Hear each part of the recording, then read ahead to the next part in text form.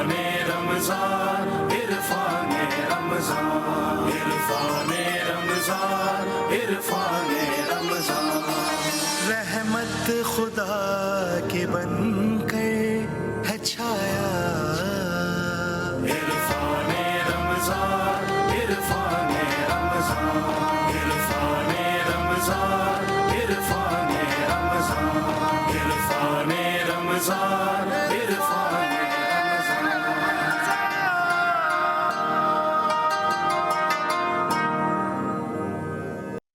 तमाम हम्द उस अल्लाह के लिए जिसकी मिदह तक बोलने वालों की रसाई नहीं, जिसकी नेमतों को गिनने वाले गिन नहीं सकते, न कोशिश करने वाले उसका हक अदा कर सकते हैं। दुरूद व सलाम हो मोहम्मद व आले मोहम्मद पर कि जो क़यामत तक आने वाली अवामुन्नास के लिए मिनारा नूर है, मिनारा हिदायत है। और हमारा सलाम हो रसूल अकरम सल्लल्लाहु अलैहि वसल्लम के उन जानिसार असहाब व अंसार पर कि जिन्होंने अपनी जानों के नजराने पेश करके इस दीन इस्लाम को सरबुलंद व सरफराज किया। अस्सलाम वालेकुम नाज़रीन, आप देख रहे हैं GTV की खुसूसी शहरी ट्रांसमिशन और मैं हूं आपका मेज़बान वलीद शेख। नाज़रीन, आज की इस महफिल में हम एक ऐसी हस्ती का तस्करा करेंगे जो असहाब रसूल की मौल्लिमा है, जो इल्म हदीस इल्म फ़िक़्ह की मौल्लिमा है। और आपको ये भी शर्फ हासिल हुआ कि आपने सबसे ज़्यादा अहादीस पैगम्बर नकल फरमाई हैं। आपने, हम आज बात कर रहे हैं 17 रमज़ानुल मुबारक की मुनासबत से उम्मुल मोमिनीन हज़रत आयशा सिद्दीक़ा रज़ी अल्लाह ताला अन्हा की। आप 17 रमज़ानुल मुबारक 58 हिजरी को बरोस मंगल इस दुनिया फ़ानी से आपने पर्दा फरमाया। आपने तकरीबन 8 से 10 साल का अरसा रसूल अकरम सल्लल्लाहु अलैहि वसल्लम की खिदमत में आपके साथ रहने का शर्फ आपने हासिल किया। आपकी ज़िंदगी के बहुत सारे ऐसे पहलू हैं, आपकी सीरत, आपके मनाकिब, आपके फ़ज़ाइल इतने ज़्यादा हैं कि उनके ऊपर गुफ्तगू करने के लिए पूरा का पूरा प्रोग्राम, एक प्रोग्राम भी कम है। हमारे साथ उलमाए दीन मौजूद हैं, तमाम मकातिब फ़िक्र से हमारी रहनुमाई करने के लिए। साथ साथ 17 रमज़ानुल मुबारक मंसूब है जंग बदर, ग़ज़वा बदर से। और ये वो मार्का है, ये फैसला कुन मार्का के जिसके अंदर मुसलमानों के एक छोटे से लश्कर ने मुशरिकीन के इतने बड़े लश्कर को हराया, उनको सरनगू किया और दीन इस्लाम को सरबुलंद और सरफराज किया। मुझे बहुत खुशी हो रही है उलमाए दीन का तारुफ करवाते हुए। चलते हैं उनके इस्तकबाल की तरफ। सबसे पहले हमारे साथ मेरे दाएं जाने मौजूद हैं मुल्क के नामवर इस्लामिक स्कॉलर, आप मरकज़ी जमियत अहले हदीस पाकिस्तान के नायब नाज़िम हैं। आपकी शख्सियत में इल्म अमल का एक हसीन इम्तिजाज हमें देखने को मिलता है। इंतहाई खूबसूरत लब व लहजा रखते हैं जनाब अबू इंशा डॉक्टर क़ारी खलील रहमान जावेद साहब। अस्सलाम वालेकुम। वालेकुम अस्सलाम व रहमतुल्लाह। और आपके साथ तशरीफ़ फरमा हैं मुल्क के नामवर इस्लामिक स्कॉलर, आप जामिअतुर रशीद के सीनियर फैकल्टी मेंबर हैं और आप अल गज़ाली यूनिवर्सिटी के असिस्टेंट प्रोफेसर भी हैं। दलील के साथ बात करते हैं, तहकीक के साथ बात करते हैं, रिसर्च के साथ बात करते हैं, जनाब डॉक्टर मुफ्ती रशीद अहमद खुर्शीद साहब। अस्सलाम वालेकुम। और मेरे दाएं जाने मौजूद हैं मुल्क के नामवर इस्लामिक स्कॉलर, आप मुहक्किक भी हैं, दानिश्वर भी हैं, आपकी फ़िक्र माशाल्लाह से रोशनी बांटती है, आपका इल्म कौम मिल्लत के लिए एक सरमाया है, जनाब डॉक्टर उमैर महमूद सिद्दीकी साहब। अस्सलाम वालेकुम। वालेकुम सलाम। और आपके साथ तशरीफ़ फरमा है माशाल्लाह बहुत इल्मी और रूहानी शख्सियत है, बसीरत और फ़हम व फ़रासत रखते हैं। मुझे बहुत खुशी हुई आपका तारुफ करवाते हुए, जनाब अल्लामा मोहम्मद अब्बास वज़ीरी साहब। अस्सलाम वालेकुम। वालेकुम अस्सलाम व क़ारी साहब, आपसे गुफ्तगू का आगाज़ करूँगा ख़ास तौर पे आज, क्योंकि इतनी बाबरकत महफ़िल में हम बीबी उम्मुल मोमिनीन हज़रत आयशा सिद्दीक़ा रज़ी अल्लाह तआला अन्हा के हवाले से गुफ्तगू कर रहे हैं। आपकी ज़िंदगी के हवाले से, आपकी निस्बतों के हवाले से हमें क्या मिलता है कुरान व हदीस में? जज़ाकुमुल्लाह। रसूल अकरम सल्लल्लाहु अलैहि वसल्लम से जब सैयदा खदीजतुल कुबरा रज़ियल्लाहु ताला अन्हा जुदा हुई, उसके बाद ये सआदत सैयदा आयशा सिद्दीक़ा रज़ियल्लाहु ताला अन्हा को नसीब हुई। और ये रसूलुल्लाह सल्लम के ख़ानवादा में दाखिल होने वाली वाहिद खुशकिस्मत ख़ातून हैं जो बाकरा दाखिल हुई। बाकी बाज़ मुतल्का होती, बाज़ बेवा होती इस सूरत में, और कम उम्री में दाखिल हुई। यही वजह है कि जो अहादीस का बहुत सारा ज़ख़ीरा इन्होंने रिवायत किया, माशाल्लाह। और उसकी बुनियादी वजह यही थी कि जवानी में कदम रखते ही रसूल अकरम सल्लल्लाहु अलैहि वसल्लम के घर में दाखिल हो गई। और यही मंबा था, यही मरकज़ था शरीयत का और अहादीस का। और इनको आपकी कुर्बत से वो सब कुछ हासिल हुआ जो एक मुहद्दिस को ज़रूरत होती है, जो हदीस है वो कैसे याद करे, चूँकि वो तो बिल्कुल हदीस के मरकज़ और मंबे से लिंक रखती थी। फिर रसूल अकरम सल्लल्लाहु अलैहि वसल्लम से प्यार और मोहब्बत भी बेहद इंतहा दर्जे का था। اور نبی کریم صلی اللہ علیہ وسلم بھی بے حد پیار کرتے تھے، اور پیار میں آپ انہیں حمیرہ بھی فرمایا کرتے تھے۔ کیا کہنا؟ اور رسول اکرم صلی اللہ علیہ وسلم چونکہ خود بھی جس سے محبت ہوتی ہے تو وہ ایک دوسرے کے مزاج شناس بھی ہوتے ہیں۔ یہی معاملہ سیدہ عائشہ کا بھی تھا، اور یہی معاملہ رسول اکرم صلی اللہ علیہ وسلم کا بھی تھا، سبحان اللہ۔ جس سے میں سمجھتا ہوں کہ ہمیں یہ درس ملتا ہے کہ ہماری بھی رشتہ ازدواج میں منسلک ہونے کے بعد واقفیت اس حد تک گہری ہونی چاہیے کہ دونوں کو ایک دوسرے کا پتہ ہونا چاہیے کہ کس کو کیا اچھا لگتا ہے، کس کو کیا ناپسند ہے، اس وقت آپ کا موڈ کیسا ہے، اس وقت آپ خوش ہیں، اس وقت آپ ناراض ہیں۔ سیدہ عائشہ صدیقہ رضی اللہ تعالیٰ عنہ سے ایک دن مسکراتے ہوئے رسول اکرم صلی اللہ علیہ وسلم نے کہا کہ عائشہ، مجھے پتہ چل جاتا ہے کہ جب تو مجھ سے بہت زیادہ خوش ہوتی ہے، اور اس وقت بھی پتہ چل جاتا ہے جب تھوڑی سی رنجیدہ ہوتی ہے، یعنی میری کسی بات کو تو دل میں ناپسند کر رہی ہوتی۔ سیدہ عائشہ نے پوچھا یا رسول اللہ کیسے؟ آپ نے فرمایا کہ جب تو مجھ سے بہت زیادہ خوش ہوتی ہے اور بات کرتے ہوئے، جیسے عرب کا انداز تھا کہ واللہ تو کہتے ہی تھے، اللہ کی قسم یہ بات ایسے ہے، یعنی ان کا تقیہ کلام ہوتا تھا، تو جب بات کرتے ہوئے قسم کھاتی ہے، مجھ سے جب خوش ہوتی ہے تو کہتی ہے مجھے رب محمد کی قسم ہے، یعنی اس وقت رب کی نسبت میری طرف کرتی ہے کہ رب محمد کی قسم ہے۔ اور جب تیرے دل میں تھوڑی سی ناراضگی کسی چیز کے بارے میں ہوتی ہے تو اس وقت تو میرا نام چھوڑ کر تو کہتی ہے مجھے رب ابراہیم کی قسم ہے۔ کیا کہنا؟ تو میں سمجھ جاتا ہوں۔ تو سیدہ عائشہ صدیقہ رضی اللہ تعالیٰ عنہ نے کہا اللہ کے رسول واللہ لا احجر الا اسمک، اللہ کی قسم میں اس وقت بھی دل سے آپ کی محبت کو نہیں نکالتی، صرف زبان پہ آپ کے نام کو چھوڑ دیتی ہوں، دل میں آپ کی محبت جوں کی توں برقرار ہوتی ہے۔ اس سے یہ بھی ظاہر ہوا کہ ضروری نہیں ہے کہ ہمیشہ خامند کو ہی بیوی کی کوئی بات ناپسند آئے، یہ بھی ہو سکتا ہے کہ خامند کی بات بھی بیوی کو کوئی ناپسند آئے، بالکل، اگرچہ وہ امام الانبیاء ہی کیوں نہ ہو۔ تو یعنی اس سے یہ بھی ملا کہ عورت کو یہ حق بھی ہے کہ اگر اس کی کوئی جائز ایسی بات ہے اس پہ وہ ناراض بھی ہو سکتی ہے، اور اس کو آدمی کو برا بھی نہیں بنانا چاہیے اور اس کا کوئی طوفان بھی کھڑا نہیں کرنا چاہیے۔ دوسری بات یہ کہ رسول اکرم صلی اللہ علیہ وسلم کی بے تکلفی ان سے ایسی تھی، ایک مرتبہ آپ سفر میں گئے تو آپ کا یہ انداز اور سنت تھی کہ بیویوں کے مابین آپ قرآن اندازی کرتے، اور جس کا قرآن نکلتا آپ اس کو ساتھ لے جاتے۔ تو اس دفعہ سیدہ عائشہ کا قرآن نکلا تو آپ ساتھ لے گئے سفر میں۔ رات کا وقت تھا، جنگل تھا، ویرانہ تھا، اونٹنی پر آپ سوار تھے۔ آپ اترے، عائشہ کو اتارا، اور آپ نے فرمایا عائشہ ایسا کرتے ہیں ابھی تنہائی بھی ہے ہم، یعنی اس سے اب آپ اندازہ لگائیے کہ بالکل فرینکنس جسے کہتے ہیں نا، وہ رکھی اللہ کے رسول نے، تھانے دار والا اور چور والا معاملہ گھر میں نہیں رکھا۔ آپ نے فرمایا عائشہ دوڑ لگاتے ہیں، دیکھتے ہیں کون تیز دوڑتا ہے۔ سیدہ عائشہ فرماتی ہیں میری نئی نئی شادی ہوئی تھی، میں ابھی بالکل دبلی پتلی تھی، میں بہت تیز بھاگی اور آگے نکل گئی، میں بڑی خوش ہوئی، رسول صلی اللہ علیہ وسلم بھی مسکرائے۔ پھر کئی سال گزر گئے اور اسی طرح اللہ نے پھر کوئی دوبارہ موقع دیا تو آپ صلی اللہ علیہ وسلم نے پھر یہی جملہ کہا کہ عائشہ اب دوڑ لگاتے ہیں۔ اب میں دوڑ لگائی تو میں تھوڑی سی جسم میں فربا جسم ہو چکا تھا، بھاگنے میں پہلے کی نسبت سست ہو گئی تھی، تو میں اس طرح نہیں بھاگ پائی اور اللہ کے رسول آگے نکل گئے۔ آپ مسکراتے ہوئے پلٹے اور فرمایا عائشہ جب تو جیتی تھی اب میں جیتا ہوں، بازی برابر ہو گئی، اب بازی برابر ہو گئی۔ تو مقصد کہنے کا یہ ہے کہ گھر والیوں کے ساتھ خاوند کو اس طرح خوش طبع سے رہنا چاہیے، اور خوش طبع سے گھومنا گھمانا پھرنا کرنا، یہ وہ آؤٹنگ، یہ سب ہونا چاہیے، زندگی کا ایک حصہ ہے، اور یہ چیز دین کے خلاف نہیں بلکہ اللہ کے رسول نے خود کر کے بتایا کہ یہ شریعت کا ایک حصہ ہے۔ خوب۔ ڈاکٹر صاحب آپ سے سوال یہ، کیونکہ اتنی خوبی کے ساتھ جو آپ کی سیرت کے حوالے سے بیان کر رہے تھے قاری صاحب، میں آپ سے بھی چاہتا ہوں کہ ان کے مناقب اور سیرت کے حوالے سے کچھ فرمائیں۔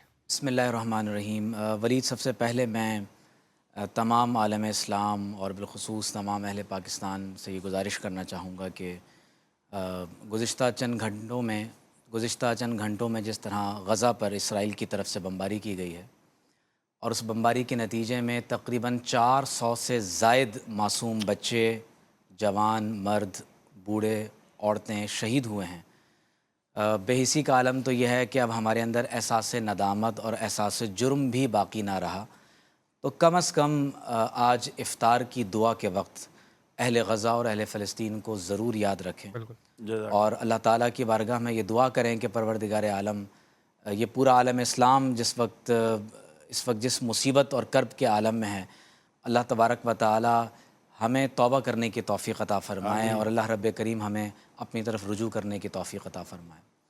ازواج مطہرات وہ مقدس ترین ہستیاں ہیں جنہیں حضور علیہ الصلاۃ والسلام نے اپنے نکاح میں لیا اور اللہ تبارک و تعالیٰ نے انہیں نبی علیہ الصلاۃ والسلام کے اہل بیت بننے کے شرف سے مشرف فرمایا۔ قرآن مجید میں جب آپ سورۃ الاحزاب کی وہ آیات پڑھتے ہیں جنہیں آیات تطہیر کہا جاتا ہے، اگر آپ اس کا کانٹیکسٹ دیکھیے تو سیاق و سباق میں اللہ تبارک و تعالیٰ نے براہ راست ازواج مطہرات رضی اللہ تعالیٰ عنہن اجمعین کو خطاب فرمایا اور اس کے بعد فرمایا کہ انما یرید اللہ لیذھب عنکم الرجس اہل البیت ویطہرکم تطہیرا۔ تو حضور علیہ الصلاۃ والسلام کے اہل بیت میں سے ازواج مطہرات ہیں، اور قرآن مجید میں خود اللہ تعالیٰ فرماتا ہے کہ النبی اولا بالمؤمنین من انفسہم وازواجہ امہاتہم، فرمایا کہ ہمارے نبی صلی اللہ علیہ وسلم اہل ایمان سے ان کی جانوں کے مقابلے میں ان سے زیادہ قربت رکھتے ہیں اور ان کی جانوں کے ان سے زیادہ حقدار ہیں، اور فرمایا اور ہمارے نبی صلی اللہ علیہ وسلم کی ازواج کل اہل ایمان کی مائیں ہیں۔ اور خود قرآن مجید میں اللہ تعالیٰ فرماتا ہے یا نساء النبی لستن کا احد من النساء، اے ہمارے نبی کی عورتوں یعنی ان کی ازواج مطہرات، کائنات میں کوئی عورت تمہاری مثل نہیں ہو سکتا۔ امام بخاری اور مسلم نے اس حدیث کو روایت کیا کہ حضرت عمرو بن العاص رضی اللہ تعالیٰ عنہ حضور اکرم صلی اللہ علیہ وسلم کی بارگاہ میں حاضر ہوئے اور سوال عرض کرتے ہیں کہ یا رسول اللہ صلی اللہ علیہ وسلم، اس پوری کائنات میں سب سے زیادہ محبوب ترین ہستی آپ کے نزدیک کون ہے؟ تو فرمایا عائشہ رضی اللہ تعالیٰ عنہ۔ پوچھا گیا یا رسول اللہ صلی اللہ علیہ وسلم مردوں میں؟ فرمایا ان کے والد گرامی حضرت ابوبکر صدیق رضی اللہ تعالیٰ عنہ۔ حضرت عائشہ صدیقہ رضی اللہ تعالیٰ عنہ کا کیا مقام و مرتبہ ہے کہ جب آپ کا حضور علیہ الصلاۃ والسلام کا وصال ہو رہا ہے تو آپ خود فرماتی ہیں کہ نبی کریم صلی اللہ علیہ وآلہ وسلم کا سر مبارک میرے گلے اور میرے سینے کے مابین رکھا ہوا تھا، اور آپ علیہ الصلاۃ والسلام نے وصال سے پہلے جو آخری چیز اپنے منہ مبارک میں رکھی ہے یہ وہ مسواک ہے جو خود ام المومنین عائشہ صدیقہ رضی اللہ تعالی عنہا نے آپ نے چبائی اور اپنے لعاب دہن سے نرم کرنے کے بعد اسے حضور علیہ الصلاۃ والسلام کی بارگاہ میں پیش کیا۔ اور قربان جائیں کہ کیا مقام و مرتبہ پایا ہے کہ جب حضور علیہ الصلاۃ والسلام کا وصال ہو رہا ہے تو آپ علیہ الصلاۃ والسلام اسی حجرہ مبارک میں موجود ہیں جو حضرت سیدہ طاہرہ عفیفہ عائشہ صدیقہ رضی اللہ تعالی عنہا کا حجرہ مبارک ہے، اور اس پر تمام علماء کا اتفاق ہے کہ اگر اللہ تبارک و تعالیٰ کی تمام تر مخلوقات میں کوئی مقدس ترین ہستی ہے تو وہ حضور علیہ الصلاۃ والسلام کی ذات اقدس ہے، اور آپ علیہ الصلاۃ والسلام کا جسد مبارک آج جس مقام پر موجود ہے، جس حجرے کے بارے میں حضور نے فرمایا کہ ما بین بیتی و ممبری روضۃ من ریاض الجنہ، تو وہ بیت النبی صلی اللہ علیہ وسلم بھی حجرہ عائشہ صدیقہ رضی اللہ تعالی عنہا ہیں، اور حضور علیہ الصلاۃ والسلام قیامت تک جس مقام پر تشریف فرما ہیں تو وہ بھی حضرت عائشہ صدیقہ رضی اللہ تعالی عنہا کا حجرہ مبارک ہے۔ تقریباً 2200 اور کچھ احادیث طیبہ آپ نے نبی کریم صلی اللہ علیہ وآلہ وسلم سے براہ راست روایت فرمائی ہیں، اور آپ رضی اللہ تعالی عنہ کے فضائل اور مناقب میں یہ سمجھتا ہوں کہ یہی بات کافی ہے کہ رسول اللہ صلی اللہ علیہ وسلم کا اتنا زیادہ قرب آپ رضی اللہ تعالی عنہ کو حاصل ہے کہ جب جبریل امین وحی لے کر آتے ہیں تو آپ کے بستر مبارک پر بھی وحی لے کر نازل ہوتے ہیں۔ اور ایک مرتبہ حضور علیہ الصلاۃ والسلام سے جبریل امین نے عرض کی کہ یا رسول اللہ صلی اللہ علیہ وسلم، آپ عائشہ صدیقہ رضی اللہ تعالی عنہا کو میرا سلام عرض کر دیجئے۔ تو حضور علیہ الصلاۃ والسلام کی اس قدر قریب ترین زوجہ محترمہ ہیں کہ نبی کریم صلی اللہ علیہ وسلم کی صحبت بابرکت میں تقریباً 8 برس کا عرصہ آپ کو نصیب ہوا، اور آپ کو مشیخت اصحاب محمد صلی اللہ علیہ وسلم، حضور علیہ الصلاۃ والسلام کے اصحاب کی آپ کو معلمہ کہا جاتا ہے، کیونکہ وہ تمام تر حضور علیہ الصلوۃ والسلام کی احادیث طیبہ، جن میں بالخصوص وہ مسائل جو خواتین کی اخلاق اور تربیت سے تعلق رکھتے ہیں، وہ بھی عائشہ صدیقہ رضی اللہ تعالی عنہا نے روایت کی اور صحابہ اور اہل بیت اور کل اہل ایمان کو سکھائے۔ اور میں یہاں پر ایک حدیث پڑھنا ضرور چاہوں گا کہ جب حضور علیہ الصلوۃ والسلام سے پوچھا گیا، جب حضرت عائشہ صدیقہ رضی اللہ تعالی عنہا سے پوچھا گیا کہ ہمارے نبی صلی اللہ علیہ وسلم کے اخلاق کیا ہیں، تو آپ نے فرمایا کان خلقہ القرآن، کہ آپ علیہ الصلوۃ والسلام کے اخلاق قرآن مجید ہیں۔ گویا کہ اگر آپ عائشہ صدیقہ رضی اللہ تعالی عنہ کی بارگاہ عالیہ میں حاضر ہو جائیں تو حضور علیہ الصلوۃ والسلام کی سیرت و کردار، آقا علیہ الصلوۃ والسلام کا سراپا حسن و جمال اور نبی کریم صلی اللہ علیہ وسلم کے اسوہ حسنہ کے وہ خوبصورت ترین پہلو آپ کو عائشہ صدیقہ رضی اللہ تعالی عنہ کی بارگاہ سے حاصل ہوں گے۔ اللہ تعالیٰ کا سلام ہو حضرت عائشہ صدیقہ رضی اللہ تعالیٰ عنہ پر۔ بہت خوب، ماشاءاللہ، بہت ہی خوبصورت گفتگو۔ ناظرین، گفتگو یہ سلسلہ جاری رہے گا، ایک چھوٹا سا بریک لیتے ہیں، بریک کے بعد دوبارہ لوٹتے ہیں۔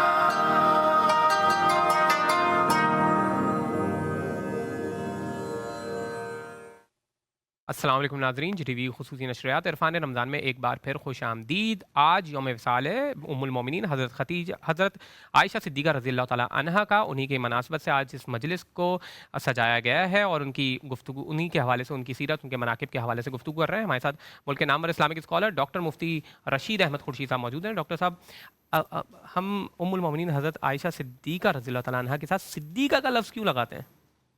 بسم اللہ الرحمن الرحیم، نحمدہ ونصلی علی رسولہ الکریم، اما بعد۔ حضرت عائشہ صدیقہ رضی اللہ تعالی عنہ کا جو لقب ہے، یا آپ یہ کہہ سکتے ہیں ان کو صدیقہ بنت الصدیق کہا جاتا ہے، صدیقہ بنت صدیق۔ اور اصل اگر اس کے پس منظر میں آپ جائیں تو حضرت عائشہ صدیقہ رضی اللہ تعالی عنہ کا پورا گھرانہ، اس پورے گھرانے نے حضور علیہ الصلوۃ والسلام پر جس طرح اپنا جان مال، اپنا وقت، اپنی توانائیاں نچھاور کی ہیں، تو رسول اللہ صلی اللہ علیہ وسلم کی احادیث سے وہ بہت کھل کر اور واضح ہو کر سامنے آتا ہے۔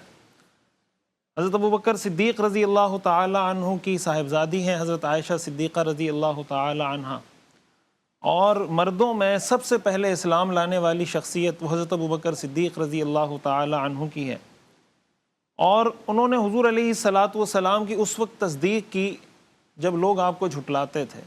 حدیث میں آتا ہے رسول اللہ صلی اللہ علیہ وسلم نے حضرت ابوبکر کے بارے میں فرمایا کہ انہوں نے میری اس وقت تصدیق کی جب لوگ میری تکذیب کرتے تھے، یہ اس وقت مجھ پر ایمان لائے جب لوگ میرا کفر کرتے تھے، انکار کرتے تھے، اور انہوں نے اپنے مال اور اپنی جان سے میری مدد کی۔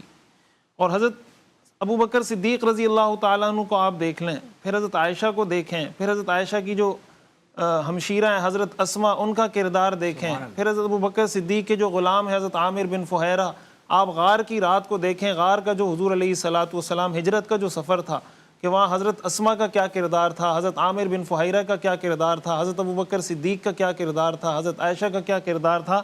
تو اس پورے گھرانے کا رسول اللہ صلی اللہ علیہ وسلم کی نصرت میں جو کردار ہے وہ ایسا مسلم ہے، ایسا مسلم ہے۔ پھر قرآن کریم کے اندر اللہ تعالیٰ نے اس گھرانے کا جو تذکرہ کیا ہے، حضرت عائشہ صدیقہ رضی اللہ تعالی عنہ کے جو القابات ہیں، ان میں جہاں صدیقہ ہے، انہی القابات میں سے ان کا ایک لقب جو ان کو قرآن سے حاصل ہوا ہے وہ عفیفہ ہے، عفیفہ کائنات۔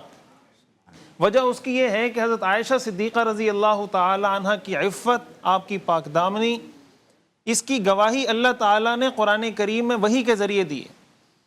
جب حضرت عائشہ صدیقہ رضی اللہ تعالی عنہ پر الزام لگایا گیا، تہمت لگائی گئی، حضرت عائشہ فرماتی ہیں مجھے یہ لگتا تھا کہ شاید اللہ کے رسول کو خواب میں کچھ میرے بارے میں بتا دیا جائے گا کہ نہیں یہ پاک دامن ہے، مجھے اس کی ہرگز توقع نہیں تھی کہ اللہ میرے بارے میں اتنی آیات قرآن کی نازل کرے گا۔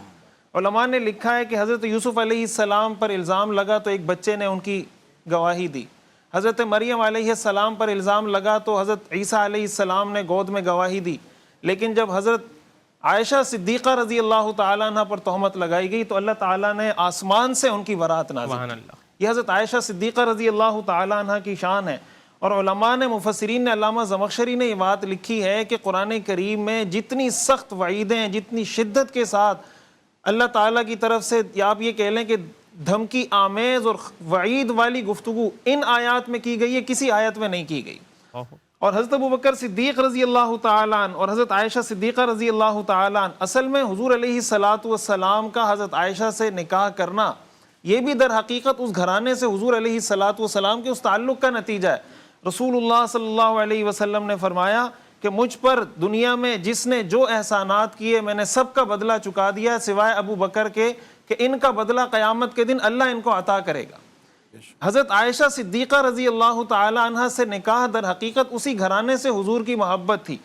اور تیمم کا جو حکم ہمیں قرآن کریم میں دیا گیا، اسلام میں جو تیمم کا حکم ہے، یہ واقعہ بھی در حقیقت حضرت عائشہ رضی اللہ تعالی عنہ کے ساتھ لنک کرتا ہے، اس لیے کہ سفر میں یہ حضور کے ساتھ تھیں، ان کا ہار گم ہوا، بڑا تفصیلی واقعہ ہے، اور وہ ہار تلاش کرنے کے لیے حضور علیہ الصلاۃ والسلام نے قافلہ رکوایا، سارے صحابہ پریشان، لوگ حضرت ابوبکر صدیق کے پاس آ کر کہتے کہ آپ کی بیٹی کی وجہ سے پورا قافلہ رکا ہوا ہے، نہ ہمارے پاس پانی ہے نہ وضو کے لیے، تو آپ حضور علیہ الصلاۃ والسلام کو کہیں، عرض کریں کہ بس چلتے ہیں۔ حضرت ابوبکر صدیق رضی اللہ تعالیٰ عنہ بار بار حضرت عائشہ کے پاس آتے اور فرماتے کہ تمہاری وجہ سے قافلے کو تکلیف ہو رہی ہے۔ اسی دوران چونکہ پانی نہیں تھا تو تیمم کی آیات نازل ہوئی، یعنی اس گھر۔ پھر حضرت اسید بن حضیر رضی اللہ تعالیٰ عنہ کے بارے میں آتا ہے کہ وہ حضرت ابوبکر کے پاس آیا اور کہنے لگے ما ہی بأول برکتکم یا آل ابی بکر، کہ اے آل ابی بکر یہ تمہاری کوئی پہلی برکت نہیں ہے، یعنی تمہاری برکت سے اللہ نے تیمم کا حکم دیا۔ اگر یہ واقعہ نہ ہوتا حضرت عائشہ کے ہار گم ہونے کا تو ہمیں تیمم کا یہ اتنی بڑی جو رخصت اللہ تعالیٰ نے عطا کی، یہ تیمم کی رخصت ہمیں حاصل نہیں ہوتی۔ حضرت عائشہ صدیقہ رضی اللہ تعالی عنہ کے ساتھ رسول اللہ صلی اللہ علیہ وسلم کی محبت کی ایک بہت بڑی وجہ، حضرت عائشہ کا حضور کے ساتھ، حضور کا حضرت عائشہ کے ساتھ جو نکاح ہے، یہ انتخاب خداوندی ہے۔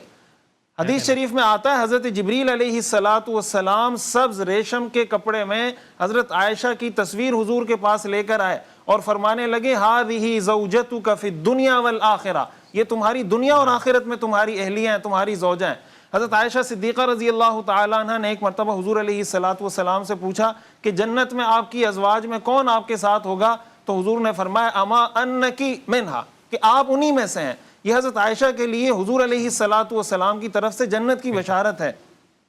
جس طریقے سے ڈاکٹر صاحب نے یہ بات کی کہ حضرت عائشہ رضی اللہ تعالی عنہ کی یہ فضیلت ہے، یہ خصوصیت ہے کہ ان کے لحاف میں حضور علیہ الصلاۃ والسلام پر وحی نازل ہوتی تھی، اور یہ فضیلت کسی دوسری زوجہ کو حاصل نہیں ہے۔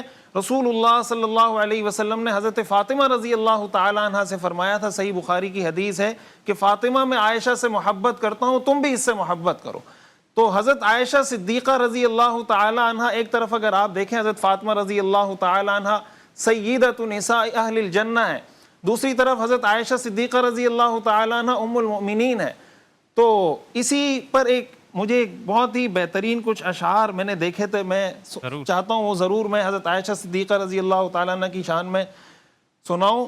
تو ہے خاتون جنت کی ماں عائشہ، کوئی دنیا میں تجھ سا کہاں عائشہ، تیری پاکیزگی اور تقدیس کا ہے گواہ خالق دو جہاں عائشہ، سورہ نور میں جس کا ہے تذکرہ ہے اسی نور کی کہکشاں عائشہ، کتنا آقا و صدیق میں پیار ہے اسی پیار کی داستاں عائشہ، رب نے قرآن میں خود بتایا ہمیں ہم سبھی مومنوں کی ہے ماں عائشہ۔ سبحان اللہ، کیا کہہ رہے ہیں، کیا کہہ رہے ہیں۔ گفتگو یہ سلسلہ جاری رہے گا ناظرین، ایک چھوٹا سا بریک لیتے ہیں، بریک کے بعد لوٹ کر آتے ہیں۔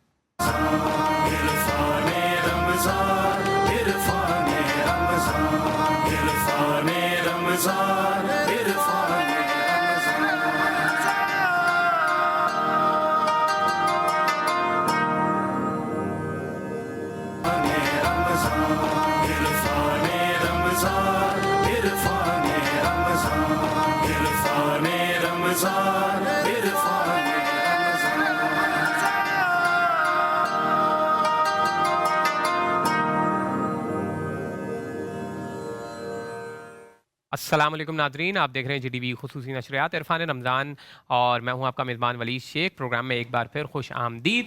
علامہ محمد عباس وزیر صاحب ہمارے ساتھ موجود ہیں۔ علامہ صاحب، آج 17 رمضان المبارک منسوب ہے غزوہ بدر سے بھی۔ غزوہ بدر جو ہوئی ہے خاص طور پہ، اس کو اتنی زیادہ امپورٹنس کیوں حاصل ہے ایک تو، اور دوسرا قرآن مجید میں بھی اس کے حوالے سے کچھ آیتیں موجود ہیں، اور تیسرا ایک اور بات یہ کہ جب اتنا چھوٹا سا لشکر اس وقت اتنے بڑے لشکر کے اوپر غالب آ سکتا ہے، تو آج جب ہم اپنے معاشرے میں دیکھ رہے ہیں خاص طور پہ فلسطین میں جو ظلم و ستم ہو رہا ہے، اتنے سارے مسلمان ہیں، اتنی زیادہ تعداد ہے، یہودی اتنے کم ہیں، اس کے باوجود ہم خاموش کیوں بیٹھے ہوئے ہیں؟ اعوذ باللہ من الشیطان الرجیم، بسم اللہ الرحمن الرحیم، الحمد للہ رب العالمین، وصلی اللہ علی سیدنا و نبینا محمد و اہل بیتہ الطاہرین، رب اشرح لی صدری ویسر لی امری واحلل عقدۃ من لسانی یفقہوا قولی۔ آج خصوصی طور پہ تین مناسبتیں نظر آ رہی ہیں۔ ایک بالکل تر و تازہ مناسبت ہے جو اسرائیل اور حماس کے درمیان جو مصالحت ہوئی تھی، اس کو یک طرفہ طور پہ اسرائیل نے توڑ دیا، اور اس برے طریقے سے انہوں نے بمباری کی ہے کہ 100 سے زیادہ بچے، خواتین، مرد شہید ہوئے ہیں۔ اور میں سمجھتا ہوں کہ ایک مرتبہ پھر مسلمان امتحان میں آ گئے، اور یہ سلسلہ لگتا نہیں ہے کہ اب رک جائے گا۔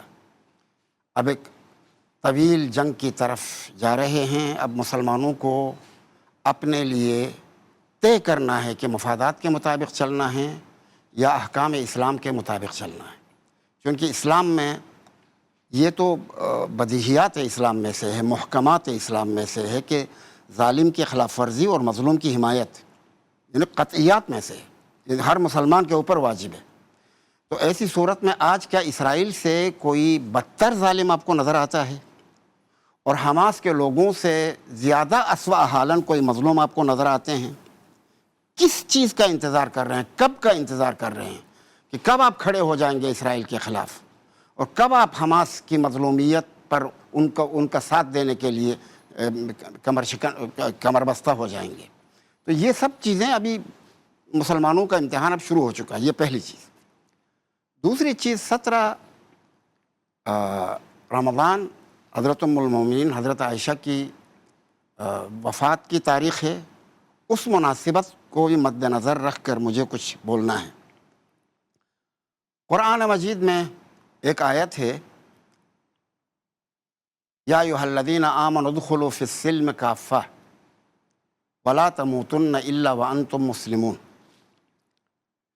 اس کافہ کے بارے میں مفسرین کے درمیان ادبی اعتبار سے اختلاف نظر ہے۔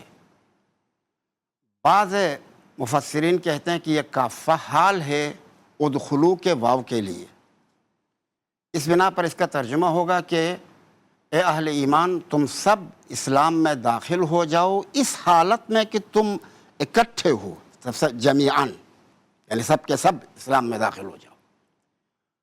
بعض دیگر مفسرین کہتے ہیں کہ نہیں، ایسا نہیں ہے، بلکہ یہ کافہ مفعول مطلق کے لیے وصف ہے، یعنی ادخلو کا جو مفعول مطلق ہے اس کے لیے وصف ہے، یعنی یا ایھا الذین آمنوا ادخلوا دخولا کافیا، دخولا کافتا، یعنی اے اہل ایمان اسلام میں داخل ہو جاؤ، لیکن تمہارا اسلام میں داخل ہونا اس طرح کے ہو، اس طرح سے ہو کہ پورا اسلام کو قبول کرو۔ اچھا، یہ ہمیں کیا میسج دیتا ہے؟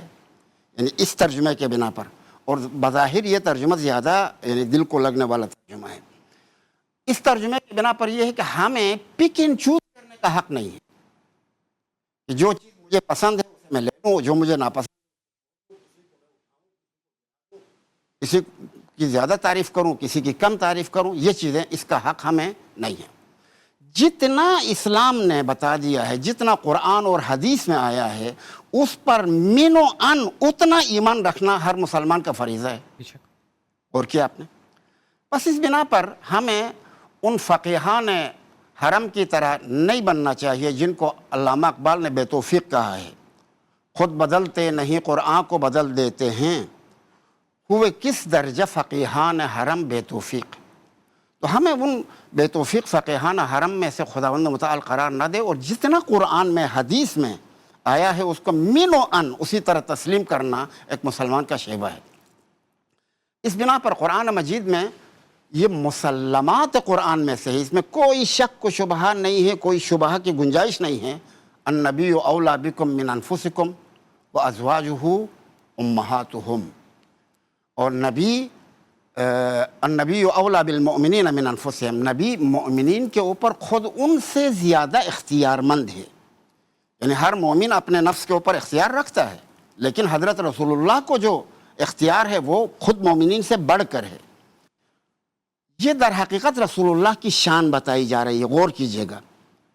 وَأَزْوَاجُهُ أُمَّهَاتُهُمْ، اور یہ بھی ہمارے نبی کی شان ہے کہ اس کی زوجات امہات المؤمنین ہیں، امہات المؤمنین، چونکہ ان کا انتساب حضرت رسول اللہ کی طرف ہے، تو اب یہ کوئی عام عورتوں کی طرح سے نہیں ہیں، یہ امہات ہیں مومنین کے لیے۔ جب امہات ہیں تو امہات کو جو احترام دینا چاہیے وہ تمام مسلمانوں کو چاہیے کہ ان کو احترام دے دیں، ٹھیک ہے؟ یعنی میں اس سے کہہ رہا تھا کہ قرآن کو پک اینڈ چوز نہیں کرنا چاہیے، جو ہے وہ لے لو، جو جس طرح سے ہے اسی طرح لے لو۔ خوب، اسی طرح سے حضرت رسول اللہ صلی اللہ علیہ وآلہ وسلم ہی کو یہ امتیاز حاصل ہے اور ایک اعزاز حاصل ہے کہ عام مسلمانوں کے لیے تو حکم یہ ہے کہ اگر وہ دنیا سے جائیں تو ان کی بیویاں شادی کر سکتی ہیں، لیکن حضرت رسول اللہ کی بیویوں کے لیے حرام ہے، نہ وہ خود شادی کر سکتی ہیں، نہ کوئی اور مسلمان یہ سوچ سکتا ہے کہ ان سے شادی کی جائے، ٹھیک ہے؟ اس بنا پر سوچنا چاہیے کہ اگر کسی کے دل میں اس طرح کا خیال آ جائے یا اس طرح کا خواہش کا اظہار کرے تو اس کے بارے میں حکم کیا ہوگا، یعنی اسلام کا حکم کیا ہونا چاہیے، اس کو سوچنا چاہیے۔ اس بنا پر حضرت ام المؤمنین عائشہ ام المؤمنین ہیں، اور ام المؤمنین کا جتنا احترام ہونا چاہیے وہ احترام ضروری ہے، اور یہ انتساب پیغمبر اکرم صلی اللہ علیہ وآلہ وسلم کی وجہ سے۔ اما ان کی ذاتی کمالات، کچھ کمالات ذاتیہ ہیں، کچھ کمالات انتساب کی وجہ سے ہیں۔ یہ جو بیان کیا جا رہا ہے یہ انتساب والا ہے۔ ذاتی کمالات بھی ان کی ہیں اور دیگر خواتین کی بھی ہیں، دیگر پیغمبر کی زوجات کی بھی ذاتی کمالات ہیں، اور ان ذاتی کمالات میں یکساں ہونا ضروری نہیں ہے۔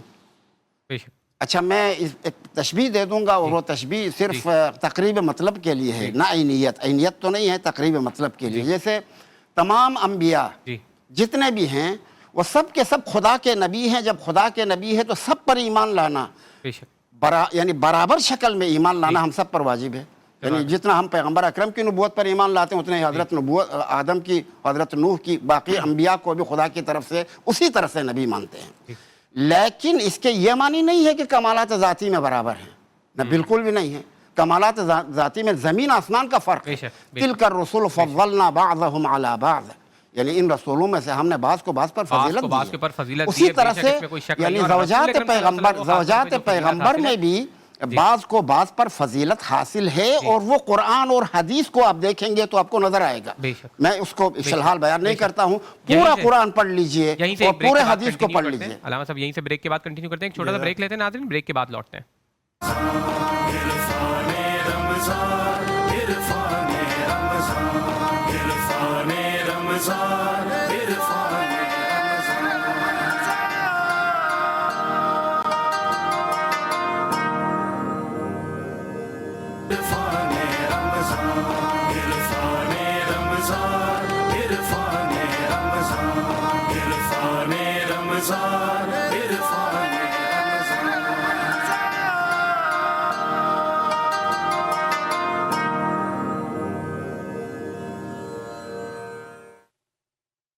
خوش آمدید ناظرین، ایک بار پھر خوش آمدید۔ علامہ محمد عباس وزیری صاحب کچھ گفتگو فرما رہے تھے بریک سے پہلے۔ ہاں جی، میں یہ عرض کر رہا تھا کہ تین مناسبتیں ہیں۔ ایک فلسطین کے اوپر جو اسٹرائک آج اسرائیل نے کیا ہے وہ مناسبت ہے، اور اس کو ہمیں اگنور نہیں کرنا چاہیے، نظر انداز نہیں کرنا چاہیے، اور یعنی اب ہمارا فریضہ ہے کہ امت مسلمہ کو اس ظلم کے خلاف وادار کریں۔ دوسرا جو ہے وہ حضرت ام المومنین عائشہ کی وفات کی مناسبت سے 17 رمضان کی تاریخ ہے، تو اس مناسبت سے بھی گفتگو کرنی چاہیے تھی۔ اور تیسری جہت جو ہے وہ غزوہ بدر۔ بدر پیغمبر اسلام صلی اللہ علیہ وآلہ وسلم کی معاشرتی زندگی میں پہلی مرتبہ لڑی جانے والی جنگ تھی جس میں پیغمبر اکرم صلی اللہ علیہ وآلہ وسلم کے ساتھی کم تھے، تلواریں کم تھیں، گھوڑے کم تھے، یعنی بظاہر کسی جنگ کو جیتنے کے جو اسباب ہوتے ہیں وہ اسباب ناپید تھے، لیکن ان کا ایمان بہت مضبوط، حضرت رسول اللہ کا اور ان کے ساتھیوں کا ایمان بہت مضبوط، اور جنہوں نے جنگ لڑی انہوں نے نہایت دلیرانہ اور پورے ایمان کے ساتھ جنگ لڑی، اور جو کمی رہ گئی اس کو خدا نے پورا کر دیا۔ یعنی اگر فرض کر لیں طبعی طور پہ ان کے پاس مجاہدین کم ہیں، تلوار کم ہیں، ظاہر ہے یہاں 313 ہیں، وہاں پر 1000 تو سامنے کا لشکر ہے، 1000 اور آنے کے لیے تیار ہے، تو اتنی بڑی لشکر کے اتنے بڑے لشکر کے ساتھ مقابلہ کرنا 313 افراد کا یہ کوئی آسان تو نہیں ہے۔ اور اس جنگ میں جن شخصیتوں نے حضرت رسول اللہ کی طرف سے کارنامہ انجام دیا وہ حضرت حمزہ تھے، حضرت جعفر طیار تھے اور حضرت امیر المومنین علی بن ابی طالب تھے، اور انہوں نے ان کے مقابلے میں آئے ہوئے سرماؤں کو تحقیق کیا، اور اس کے بعد وہ یعنی خدا کی طرف سے جو فرشتے آ گئے مدد کے لیے، ان فرشتوں کے آنے کے بعد یعنی جنگ کا نقشہ بدل گیا اور دشمن بھاگنے پہ مجبور ہوا۔ آپ نے فرمایا کہ وہاں پر فرشتے آ گئے، آج کیا کیوں نہیں آتے ہیں؟ میں آپ کی خدمت میں عرض کرتا ہوں، اسی کا جواب دیتا ہوں۔ آپ آج کی بات نہ کریں، وہاں پر فرشتے آئے مگر جنگ خیبر میں نہیں آئے۔ کیا کہہ رہے ہیں؟ وہی رسول ہیں، وہی دین ہیں، اور ادھر فرشتے آتے ہیں، ادھر فرشتے نہیں آتے ہیں۔ وہاں حضرت حمزہ کارنامہ انجام دیتے ہیں، یہاں حضرت حمزہ شہید ہو جاتے ہیں، اور ان کی شہادت پر بھی کوئی فرشتہ آیا نہیں۔ وجہ کیا ہے؟ یہ وجہ جو میں بتاؤں گا، جو میں سمجھ چکا ہوں ایز اے طالب علم، اور وہ انسان کی زندگی میں ہر جگہ کارآمد ایک نسخہ ہے، اس کو غور کریں۔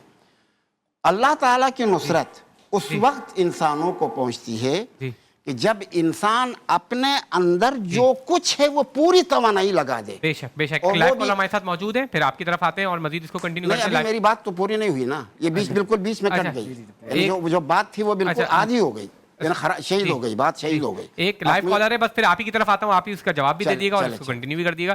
السلام علیکم۔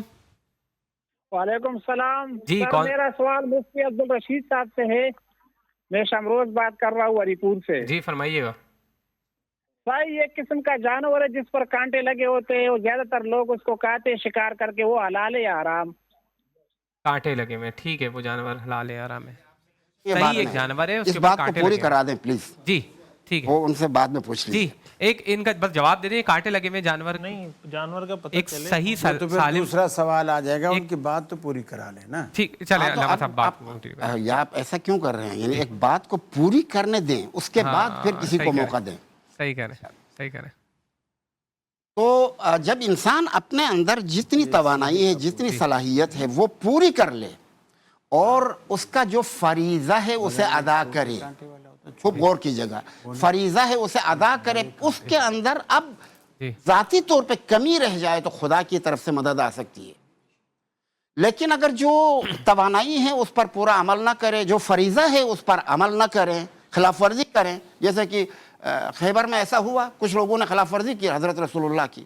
رسول اللہ نے جن کو تیر اندازوں کو جس مقام پہ بٹھا دیا تھا، ہر قیمت پہ یہاں سے ہلنا نہیں ہے، کچھ بھی ہو جائے، ہم جیتے ہاریں۔ تو نہیں تھا، وہ تو احد تھا۔ احد کی بات کر رہا ہوں، سوری معذرت، خیبر نے احد، اب درست کہہ رہے ہیں۔ احد میں حضرت حمزہ کی شہادت بھی احد ہی میں ہوئی، میں نے خیبر کہہ دیا، وہ غلطی ہو گئی، سبقت لسانی ہے۔ تو احد میں جن لوگوں کو رسول اللہ نے بٹھا دیا تھا ایک ٹیلے کے اوپر، انہوں نے خلاف ورزی کی۔ اب جب اپنی ذمہ داری انسان پوری نہ کرے اور اس کے نتیجے میں کوئی نقصان آئے، خدا نے ٹھیکہ تو نہیں لیا ہے کہ آپ غلطیاں کرتے جائیں اور اللہ کی طرف سے اپنی طرف سے فرشتے بھیجتے۔ آج بھی سیم وہی مسئلہ ہے فلسطین کے معاملے میں۔ اگر مسلمان اپنی ذمہ داریوں کو پوری کرنے کے بعد کوئی کمی رہ جائے تو اس کے لیے خدا کی طرف ہاتھ بڑھائیں۔ جب آپ اپنی ذمہ داریوں کو ادا ہی نہیں کرتے ہیں، پورا ہی نہیں کرتے ہیں، تو کیوں خدا فرشتے بھیجے گا بھائی؟ کیوں، کس لیے بھیجے گا؟ بالکل بالکل۔ ایک اور لائیو کال ہمارے ساتھ موجود ہے۔ السلام علیکم۔ وعلیکم السلام۔ جی کون صاحب کہاں سے بات کر رہے ہیں؟ سر میں طلحہ بول رہا ہوں لاہور سے۔ جی فرمائیے گا سر۔ میرا کوشچن قاری صاحب سے ہے اور دیگر علماء سے بھی ہے کہ نماز کے دوران فرض نماز اگر جماعت کے علاوہ ادا کر رہے ہیں اور فرض نماز کے دوران آپ دعا مانگ سکتے ہیں؟ فرض نماز کے دوران یا فرض نماز کے بعد؟ فرض نماز کے دوران مینس کہ جب آپ سجدہ کر رہے ہیں اور اس ٹائم پہ آپ دعا مانگ سکتے ہیں اللہ پاک سے. ٹھیک ہے ڈاکٹر عمیر صاحب، اس کے اوپر اگر آپ جواب دیتے ہیں کہ نماز کے دوران ہی سجدہ کر رہے ہیں یا کوئی دوسرا عمل انجام دے رہے ہیں نماز کے دوران ہی. کہ نماز اس طرح ادا کرنی ہے جس طرح رسول اللہ صلی اللہ علیہ وسلم نے تعلیم فرمائی ہے. اگر نماز میں کسی مقام پر دعا کرنے کا حکم ہے تو وہاں دعا کی جائے گی. آپ دیکھیے جب قیام کیا جاتا ہے تو سبحانک اللہم و بحمدک و تبارک اسمک، تو اس وقت آپ دیکھیے کہ ابتدا میں بھی دعا پڑھی جاتی ہے، نماز کے اختتام پر دعا پڑھی جاتی ہے. تو احادیث طیبہ میں جن جن مقامات پر دعا پڑھنے کا ذکر ہے وہاں پر دعا کی جائے گی. اب یہاں پر کیونکہ ہم غزوہ بدر کے بارے میں بات کر رہے ہیں جی، ایک لائیو کالرز کو آج میرا خیال ہے کہ آپ مس کر دیں، کیونکہ انہوں نے لائیو کالرز نے سوال وہی کرنے ہیں آج جو کرنے ہیں. کوئی ایسا مطلب لوگوں کو بھی ہمارے ہاں پاکستان میں میرا خیال ہے کہ اتنا اب تعلیم یافتہ ہو جانا چاہیے کہ ایسے سوالات کریں کہ جس سے علم میں اضافہ ہو. اگر کوئی کالر ہے تو لائن پہ ایک اور لائیو کالر موجود ہے، ان سے بات کرتے ہیں. السلام علیکم. وعلیکم السلام. جی کون صاحب کہاں سے بات کر رہے ہیں؟ ارسلان بات کر رہا ہوں فقیر والی سے. جی ارسلان صاحب فرمائیے گا، کیا سوال ہے آپ کا؟ میرا سوال قاری صاحب سے ہے کہ فطرانہ جو ہے وہ کب دینا چاہیے؟ یعنی عید سے پہلے بھی دے سکتے ہیں 3-4 دن پہلے یا 10 دن پہلے، یا عید والے دن ہی دینا ہے؟ اس کا کیا؟ ٹھیک ہے قاری صاحب، فطرانہ کب؟ جی عید سے پہلے دے سکتے ہیں. جو زکوٰۃ الفطر اللہ کے رسول نے حضرت ابو ہریرہ کے پاس بطور امانت کے ذخیرے کے رکھوائی تھی، جس میں سے 3 دن تک شیطان آتا رہا، چوری کرتا رہا اور آیت الکرسی بتا کر جان چھڑوائی تھی، تو وہ عید سے پہلے ہی تو جمع ہو رہی تھی. تو اس سے ظاہر ہے کہ پہلے دے، اور پہلے دینے سے یہ بھی فائدہ ہے کہ ضرورت مند تک پہنچ جاتی ہے اور وہ عید سے پہلے اپنی کوئی ضرورت پوری کر لیتا ہے. اگر عید والے دن آپ جا کے دیں گے تو اس دن تو سوائے مٹھائی کی دکان کے کچھ بھی کھلا نہیں ہوتا، تو اس کو کچھ بھی نہیں ملنے کا. تو اس لیے پہلے سے ادا کرنا چاہیے، آخری عشرے میں بس دے دینا چاہیے. ٹھیک ہے مفتی رشید صاحب، وہ جو سوال ہوا ہے صحیح سالم جانور ہے، اس کے اوپر کوئی تیر وغیرہ لگا ہوا ہے میرے خیال سے، اس وقت اس کو ذبح کرنے کی بات تو عربی میں قنفس کہتے ہیں، اردو میں شاید سہ کہتے ہیں اس کو. تو اس کو علماء نے قرآن کریم میں جو خبائث کا تذکرہ ہے نا، یحرم علیہم الخبائث، اس کے اندر اس کا ذکر کیا، یعنی حشرات الارض کے طور پر.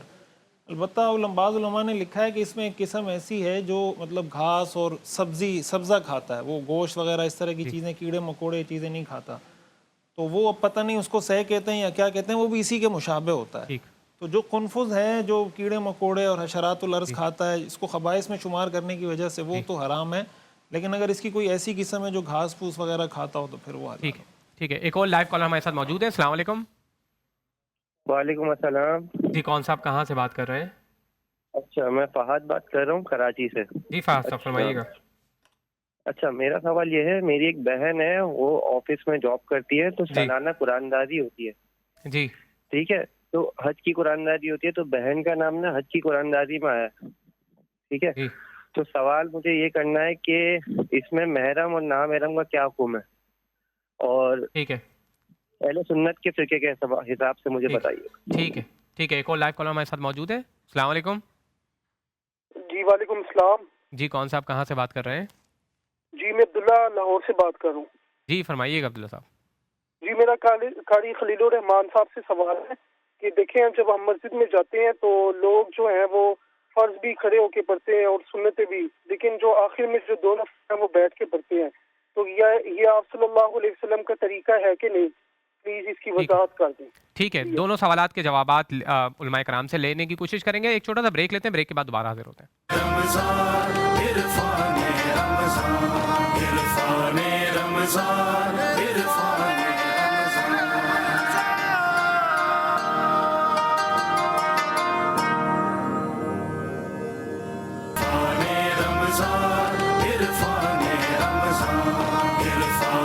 رمضان عرفان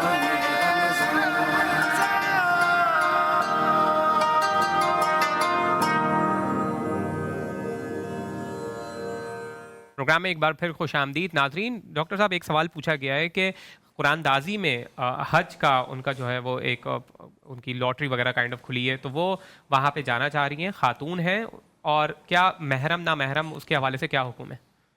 دیکھیے اگر کوئی کمیٹی یا لاٹری یا جو بھی اسے آپ نام دیں، اگر وہ حج یا عمرے میں قرآن دازی کے ذریعے سے جا رہے ہیں، اگر اس میں ربا اور جوا شامل نہیں ہے تو وہ شرعاً جائز ہوگا۔ اور دوسری اہم بات یہ ہے کہ حج یا عمرے کے سفر کے لیے عورت کے لیے شرعی حکم یہ ہے کہ وہ اپنے محرم رشتہ دار کے ساتھ ہی سفر کرے، اور آپ صلی اللہ علیہ وسلم نے اسی بات کا حکم دیا ہے۔ میں اس میں 2 باتیں اور ضرور ایڈ کرنا چاہوں گا کہ آج جب ام المومنین عائشہ صدیقہ رضی اللہ تعالی عنہا کی سیرت اور ان کی حیات طیبہ پر بات ہو رہی ہے، غزوہ بدر اور پھر غزہ میں ہونے والے مظالم پر بھی بات ہو رہی ہے، تو دیکھیے کہ غزوہ بدر کے فوراً بعد ہی حضور علیہ الصلوۃ والسلام نے حضرت عائشہ صدیقہ رضی اللہ تعالی عنہا سے نکاح فرمایا ہے۔ اور غزوہ احد کا جس طرح تذکرہ کیا گیا تو وہ صحابہ کرام رضوان اللہ علیہم اجمعین جن سے لغزش ہوئی، اللہ تعالیٰ سورہ آل عمران میں خود فرماتا ہے کہ لقد عفا اللہ عنہم، اللہ تبارک و تعالیٰ نے ان کی اس خطا کو معاف فرما دیا۔ تو فرشتے آج کیوں نہیں اتر رہے؟ آج اس لیے نہیں اتر رہے کہ مسلمانوں نے اپنے نبی سے وفا نہیں کی۔ فضائے بدر پیدا کر فرشتے تیری نصرت کو اتر سکتے ہیں گردوں سے قطار اندر قطار اب بھی۔ تو حضور علیہ الصلوۃ والسلام کے وہ جانثار صحابہ رضوان اللہ تعالی علیہم اجمعین جن کی تعداد 313 ہے، اور دوسری طرف 1000 مشرکین مکہ کا لشکر ہے، ادھر ٹوٹی ہوئی تلواریں، شکستہ کمانیں، اور بہت کم تعداد میں نیزے، اور بہت سواری کے لیے گھوڑے اور اونٹ، صرف چند تعداد افراد یعنی چند اونٹ اور چند گھوڑے ہیں، اور یہ صحابہ کرام رضوان اللہ علیہم اجمعین اپنا سب کچھ حضور علیہ الصلوۃ والسلام کے نام مبارک پر قربان کرنے کے لیے آگے بڑھ رہے ہیں۔ تو میں یہ سمجھتا ہوں کہ جب تک صحابہ کرام جیسا ایمان پیدا نہیں ہوگا، جب تک صحابہ کرام جیسی تعظیم اور توقیر پیدا نہیں ہوگی، اور جب تک صحابہ کرام رضوان اللہ علیہم اجمعین جیسا حضور علیہ الصلوۃ والسلام سے والہانہ عشق کا جذبہ بیدار نہیں ہوگا، اس وقت تک فضائے بدر پیدا نہیں ہو سکتی۔ آپ دیکھیے کہ غزہ کے اندر آج اس وقت جو کچھ ہو رہا ہے، میں یہ سمجھتا ہوں کہ آج پوری امت مسلمہ کے لیے یہ لمحہ فکریہ ہے کہ 2 ارب کے لگ بھگ تقریباً مسلمان ایک بڑی تعداد میں ہیں۔ اتنی بڑی تعداد میں مسلمانوں کے پاس ہر طرح کی قوت اللہ تعالیٰ نے انہیں عطا فرمائی ہے، لیکن آخر کیا وجہ ہے کہ ان 2 ارب کے ہونے کے باوجود محض ایک ہجوم رہ گیا؟ تو حضور علیہ الصلوۃ والسلام نے اس کی وجہ بیان فرمائی ہے، اور یہی سبب ہے کہ آج بدر کی طرح فرشتے نہیں اترتے۔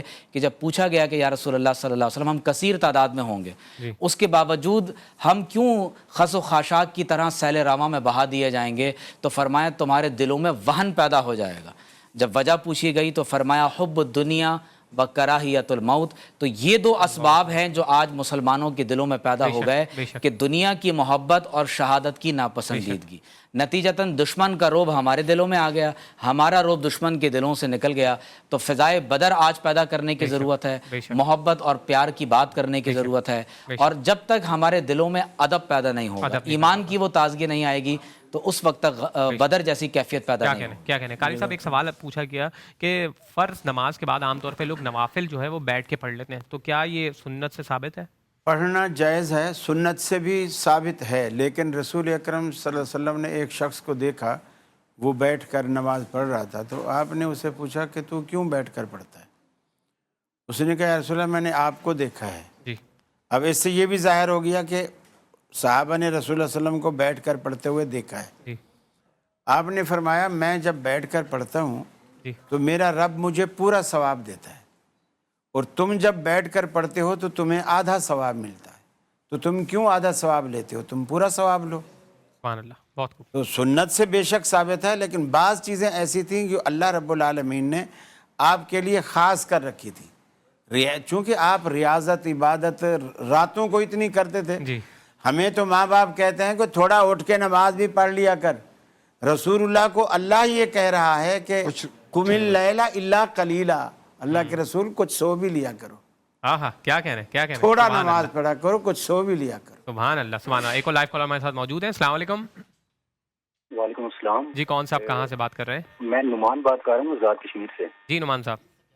جی میرا مفتی رشید صاحب سے سوال ہے کہ یہ زکوٰۃ کے لیے یہ ٹھیک ہے کہ جو میں نے بات یہ سمجھی ہے کہ اگر کسی کے پاس 52.5 تولے چاندی کے برابر رقم ہو، بے شک وہ کیش میں ہو یا سونے میں ہو یا دونوں کو ملا کر، تینوں کو ملا کر ہو، تو وہ صاحب زکوٰۃ ہے۔ اور دوسرا یہ کہ کیا یونیورسٹی کا اسٹوڈنٹ جو عصری تعلیم حاصل کر رہا ہے اسے ہم زکوٰۃ دے سکتے ہیں؟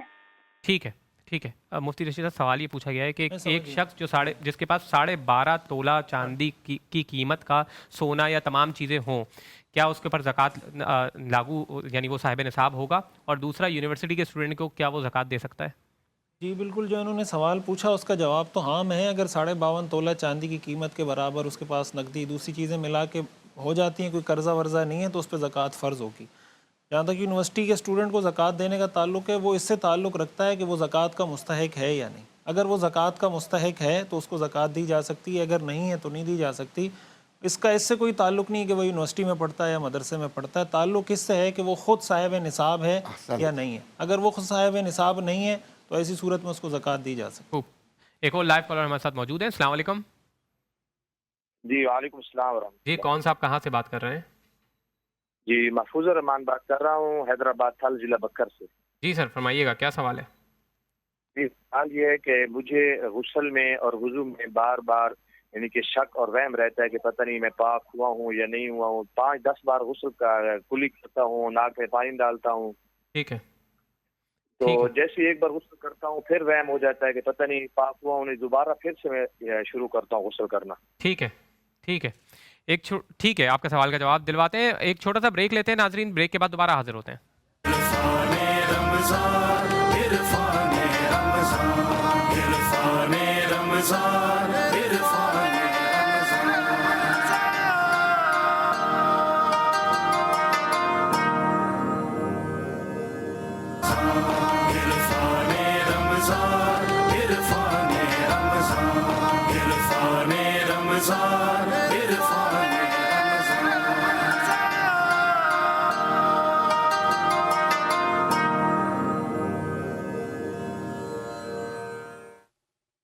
السلام علیکم ناظرین، جی ریویو خصوصی نشریات عرفان رمضان میں ایک بار پھر خوش آمدید.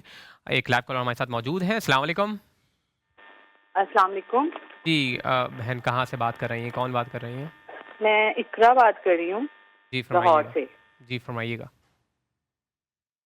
ہیلو. جی فرمائیے گا. جی میرا سوال ہے، میری شادی کو 8 سال ہو گئے ہیں. جی قاری صاحب سے ہے جی میرا سوال، ابو انشا صاحب سے. جی تو میری شادی کو 8 سال ہو گئے ہیں، اور جیسے کم عمری میں شادی ہوئی تھی تو پھر مجھے سسرال سے جو سونا پڑا تھا تقریباً 12-14 تولے، تو پہلے میں نے اس کی زکوٰۃ نہیں دی. مطلب آپ کہنے 5-6 سال زکوٰۃ نہیں دی. بیچ میں سے بھی کچھ اگر میں نے نکال دیے 10,000 نکال دیے، لیکن وہ جو کل تعداد تھی وہ میں نے نہیں دی. لیکن 7ویں سال سے یہ کہ 2 سال سے میں اب زکوٰۃ دے رہی ہوں. تو اب جو میری پچھلی زکوٰتیں ہیں قاری صاحب، تو ان کا کیا ہوگا؟ مجھے آپ پلیز آپ رہنمائی میری کر دیں، اور مجھے یہ بتا دیں کہ لاہور میں آپ کس مسجد میں آ کے خطبہ دیتے ہیں. ٹھیک ہے قاری صاحب، میرے خیال سے سوال سمجھ گئے. آخری بات کا جواب پہلے، میں لاہور میں نہیں ہوتا ہوں، میں کراچی میں ہی ہوتا ہوں، خطبہ بھی کراچی میں ہوتا ہے. اور جہاں تک آپ کے سوال کا تعلق ہے کہ آپ کو اگر یاد ہے کہ کتنے سال ہیں، بالکل آپ ان کی زکوٰۃ دیں. بے شک آپ تھوڑی تھوڑی کر کے خامند سے ہیلپ لے کے آپ کریں. اور اگر آپ یہ کہتی ہیں کہ میرے پاس تو انکم کا کوئی ذریعہ نہیں، میں زکوٰۃ کیسے دوں، تو سونے کی زکوٰۃ آپ سونے میں سے ہی نکال دیں. 40 تولے پر 1 تولہ، 20 تولے پر آدھا تولہ، اور 10 تولے پر پاؤ تولہ، اس طرح حساب لگا کے تو آپ اس کی زکوٰۃ نکالیں. بہرحال خامند کے اوپر فرض نہیں ہے. اگر آپ مالک ہیں سونے کی تو زکوٰۃ آپ ہی پر فرض ہے. ٹھیک ہے. خامند اگر دیتا ہے تو اس کا احسان ہے، اگر وہ نہیں آپ کی ہیلپ کرتا تو فریضہ آپ کا ہے. خوب. ایک اور لائیو کالر ہمارے ساتھ موجود ہیں. السلام علیکم. السلام علیکم جی. وعلیکم السلام. جی کون صاحب کہاں سے بات کر رہے ہیں؟ سیف اللہ خان جی بکر سے بول رہا ہوں. جی سیف اللہ صاحب فرمائیے گا.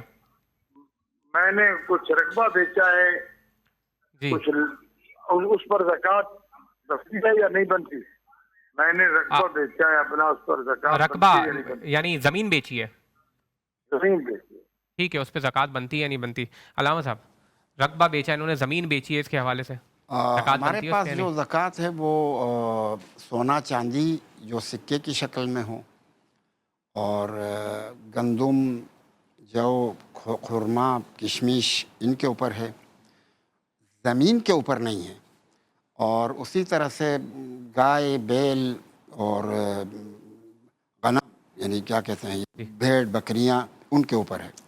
اس میں یہ اضافہ کرنا چاہوں گا کہ اگر یہ صاحب نصاب ہیں اور اس میں سال کے آغاز اور سال کے اختتام کا اعتبار کیا جائے گا، فرض کیجئے کہ یہ سال کے اختتام میں جب زکوٰۃ نکالنے لگے تو انہوں نے اپنی زمین کا کوئی ٹکڑا فروخت کر دیا یا کوئی گاڑی فروخت کر دی یا گھر فروخت کر دیا، تو جو رقم ان کے پاس آئی ہے اس کل رقم کے اوپر اب ان کو زکوٰۃ ادا کرنی ہے۔ تو جو ہی آپ زمین یا گاڑی یا کسی اور شے کو تجارت کے طور پر استعمال کرتے ہیں تو مال تجارت کے اوپر زکوٰۃ ہوتی ہے اور ان کو اس کی رقم پر زکوٰۃ ادا کرنی ہوگی۔ ایک اور لائیو کالر ہمارے ساتھ موجود ہیں۔ السلام علیکم۔ وعلیکم السلام جی، کون صاحب کہاں سے بات کر رہے ہیں؟ جی، اجمل بات کر رہا ہوں کراچی میں۔ جی سر، فرمائیے گا، کیا سوال ہے؟ ہاں، پہلے تو السلام علیکم سب کو میری طرف سے۔ وعلیکم السلام۔ اور سوال یہ تھا کہ میں یہ جاننا چاہ رہا تھا کہ کیا امام ابو حنیفہ رحمۃ اللہ علیہ اور یا قرآن حدیث سے یہ بات ثابت ہے کہ دینی امور کی اجرت لینا جائز ہے؟ کیونکہ میں نے قرآن پڑھا ہے تو اس میں 27 آیتیں ہیں کہ جس میں فرمایا گیا کہ دینی امور کی اجرت جو ہے وہ صحیح نہیں ہے، یعنی ہر پیغمبر نے یہ کہا تھا کہ اس کا اجر میں اللہ تعالیٰ سے لیتا ہوں۔ ٹھیک ہے، تو واضح ٹھیک ہے مفتی رشید صاحب، دینی امور کے لیے اجرت لینا جائز ہے یا نہیں جائز؟ دیکھیں، اصولی طور پر تو اس پر جو فتویٰ ابتدا میں رہا ہے وہ یہی تھا کہ طاعات کی اجرت لینا جائز نہیں ہے۔ بعد میں چونکہ احادیث اس طرح کی موجود ہیں، قرآن حدیث ہے کہ ان احق ما اخذتم علیہ اجرا، القرآن اس طرح کے کچھ الفاظ ہیں، مجھے حدیث کے الفاظ ابھی یاد نہیں ہیں۔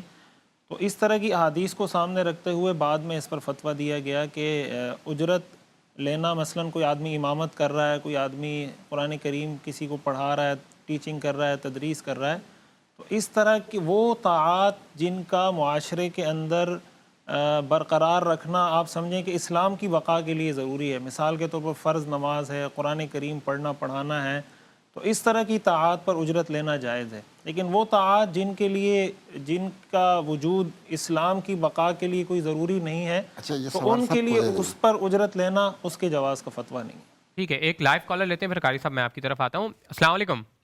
وعلیکم السلام۔ جی، کون صاحب کہاں سے بات کر رہے ہیں؟